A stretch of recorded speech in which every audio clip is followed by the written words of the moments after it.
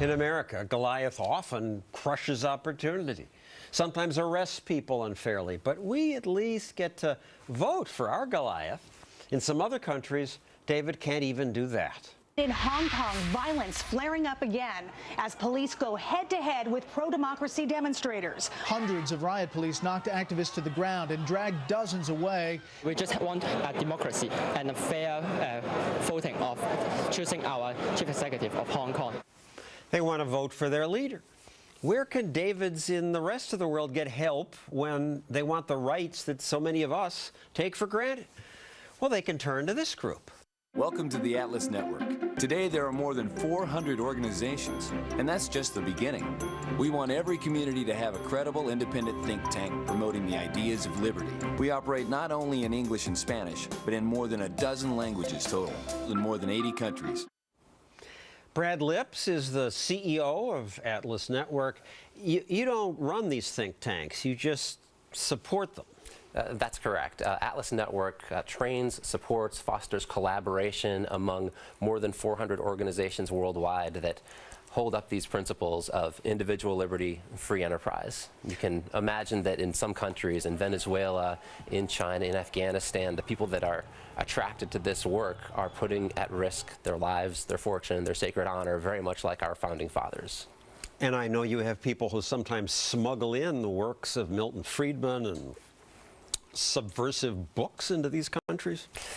True. Back in like the before the fall of the Iron Curtain, there was some very heroic activity that went on in getting materials into what was then the Soviet Union. Now we can operate a little bit more freely in most parts of the world. In China? Well, China is a very interesting case. Right now, one of our partners is headed to jail for doing the kind of work that you and I would think is patriotic work, for working in civil society to put forward a very optimistic view of where the Chinese future should be. But what we have in China is a Goliath, to use your very apt metaphor here, that doesn't want competing visions of what the future of China is. So let's talk about Hong Kong, right next to China, which was independent, run by the British, until they made a deal to turn it over to the Chinese. And the Chinese said, well, it'll be special. We'll let it have capitalism, and eventually we'll let them vote for their leaders. The citizens of Hong Kong are supposed to be able to vote for their own chief executive in 2017. China's now saying, well, you can vote, but only among our hand-selected nominees. So why would anybody have believed them in the first place? Well, I mean, in certain respects, the basic law has been upheld. There's this idea of two systems, one country, and some of what has made Hong Kong special, the economic liberties that have made it sort of a beacon of capitalism to the world, have largely remained in place.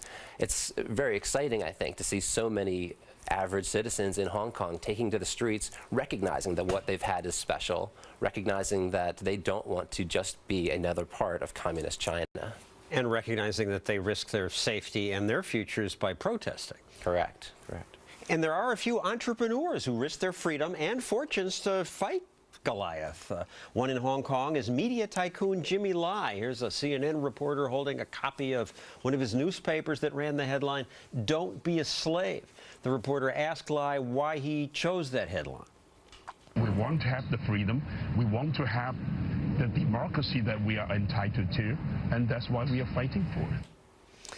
So he's gutsy. They could do what Putin has done to a bunch of tycoons. Right. I mean, Jimmy Lai is just a hero. He was born in China, had nothing, says that he received a chocolate bar from a stranger instead of loose change when he was trying to carry bags in a train station.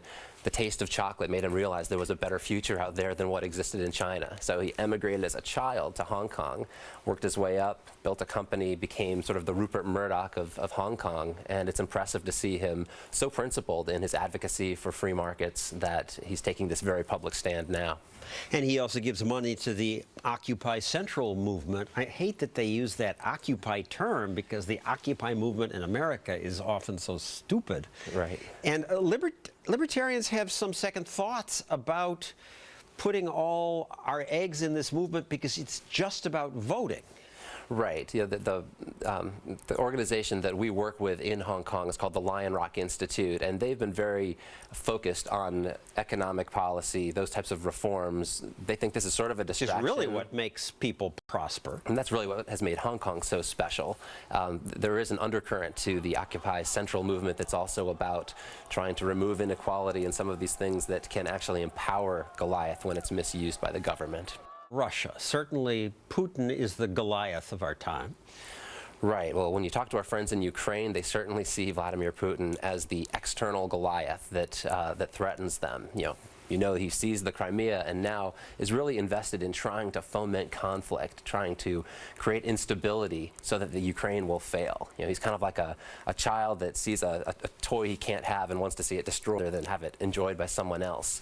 The real challenge for the Ukraine's current reformers, they elected a president in October that was probably the best choice on the ballot. But they have a long history of Goliath nastily shutting people down. A history of incredible corruption and cronyism that's going to be difficult to reverse. When Yanukovych left power last year, it became sort of a tourist attraction, his presidential palace, because it was such a glaring example of how he had treated the country like his own piggy bank. He had created, next to all of the luxury automobiles at his palace, there was his own personal zoo with an ostrich and just kind of absurd things like that. Whether the current leadership can find the political will to undertake the kinds of reforms that Poland undertook in 1989 and the Republic of Georgia in 2005, it's tough medicine that can hurt in the short term, but it's really the only way to clean out a corrupt system. It requires a lot of political will. Hope they can do it. Finally, Cuba. I would say in Cuba, Davids are crushed by their Goliath dictator, but the Castro brothers say America is Goliath, and people there suffer because America imposed sanctions on Cuba. The U.S. sanctions were designed to weaken the Castros, but in one way they became stronger. For half a century, the brothers have told their people a David and Goliath story, that only communism could save them from suffering imposed by the United States.